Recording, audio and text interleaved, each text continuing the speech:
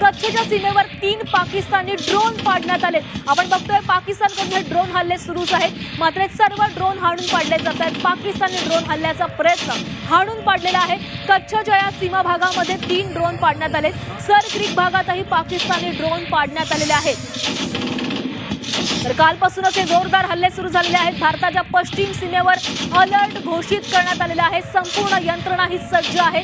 सोबतच सीमा भागातील नागरिकांनाही सतर्क राहण्याच्या सूचना देण्यात येतात। अनेक भागांमध्ये सायरन वाजवले जात आहेत। जर तुमच्या भागांमध्ये सायरन वाजत असेल तर त्या भागांमधील नागरिकांना सावधगिरी बाळगावी अशा सूचना देण्यात येत आहेत। अनेक सीमावर्ती भागांमधील ड्रोन हे भारताकडून पाडले जात आहेत। पाकिस्तानी ड्रोनकडून घुसखोरी करण्याचे प्रयत्न सुरू आहेत।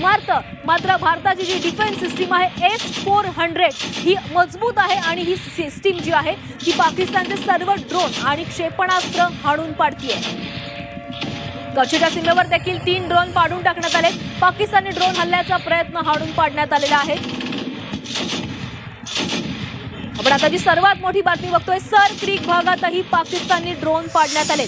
पाकिस्तानने ड्रोन हल्ला करण्याचा प्रयत्न केलेल्या ठिकाणांमध्ये याआधी जम्मूचं विमानतळ, जम्मू रेल्वे स्टेशन, चन्नी हिम्मत आणि जम्मूला लागून असलेल्या सीमावर्ती भागातील RS पुरा यांचा समावेश होता। काल पाकिस्तानने या ठिकाणी ड्रोन हल्ले करण्याचा प्रयत्न केलेला होता, मात्र भारताच्या हवाई संरक्षण प्रणाली S-400 पाकिस्तानच्या या हल्ल्याच्या प्रयत्नांना हाणून पाडलेला आहे। ऑपरेशन सिंदूर नंतर बिथरलेल्या पाकिस्ताननं आगळीक केली असून त्यानं भारतावर ड्रोन हल्ले केले आणि पाकिस्तानचे सर्व ड्रोन हल्ले भारतानं हाणून पाडलेले आहेत। भारत जोरदार प्रत्युत्तर देते। आपण ही दृश्य पाहतोय। पाकिस्तानने कितीही हल्ले केले तरी भारत या सर्व हल्ल्यांना हाणून पाडणार आहे।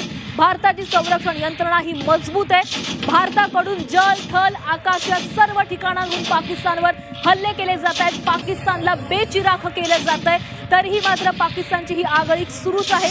पाकिस्तानच्या प्रत्येक हल्ल्याला भारतीय सैन्य जोरदार प्रत्युत्तर देत आहे। पाकिस्तानच्या अनेक शहरांमध्ये आणीबाणी घोषित करण्यात आलेली आहे। अनेक भागांमध्ये ब्लॅकआउट देखील करण्यात आलेला आहे। मात्र असं असताना देखील पाकिस्तान काही थांबायचं नाव घेत नाहीये। पाकिस्तान जरी थांबला नाही तरी भारत या सर्व हल्ल्यांना हाणून पाडणार आहे। कितीही कोणी मदतीला आलं तरी भारतीय सैन्य हे प्रत्येक हल्ल्याला पुरून उरणार आहे। भारतीय सैन्याकडून जोरदार हल्ले केले जाणार आहेत। तर आपण दृश्य बघतोय कशा पद्धतीने या हल्ल्यांना आणि या पाकिस्तानच्या ड्रोन्स पाडले जातात, कशा प्रकारे हल्ले केले जातात। आपण या मिसाईलचा, या क्षेपणास्त्रांचा आवाज ऐकू शकतोय। कशा पद्धतीने आपला भारतीय सैन्य पाकिस्तानचे हल्ल्यांना प्रत्युत्तर देते। भारतानं जवळपास पाकिस्तानचे 8 मिसाईल पाडलेले आहेत। भारतीय नौदलानं पाकिस्तानचं कराची बंदर देखील उद्ध्वस्त केलंय। 1971 नंतर दुसऱ्यांदा कराची बंदर हे उद्ध्वस्त करण्यात आलेलं आहे। लाहोर, इस्लामाबाद, कराची, सियालकोट, बहावलपूर, पेशावर, कोटली इथे देखील भारतानं हल्ले केलेले आहेत आणि यामधील बहावलपूर हे दहशतवादी हाफिज सईद याचा बालेकिल्ला मानला जायचा। काही भारतानं याआधी जो बहावलपूरमध्ये हल्ला केलेला होता त्यामध्ये हाफिज सईद याचा हा जो बालेकिल्ला आहे तो उद्ध्वस्त करण्यात आलेला होता आणि त्यानंतर आपण हाफिज सईद ज्याची प्रतिक्रिया होती ती देखील ऐकलेली होती। भारताच्या हल्ल्यानं हाफिज सईद हा स्वतः सुद्धा घाबरलेला आहे। त्याला देखील शिफ्ट करण्यात आलेलं आहे। त्याला देखील एका ठिकाणाहून दुसऱ्या ठिकाणी हलवण्यात आलंय।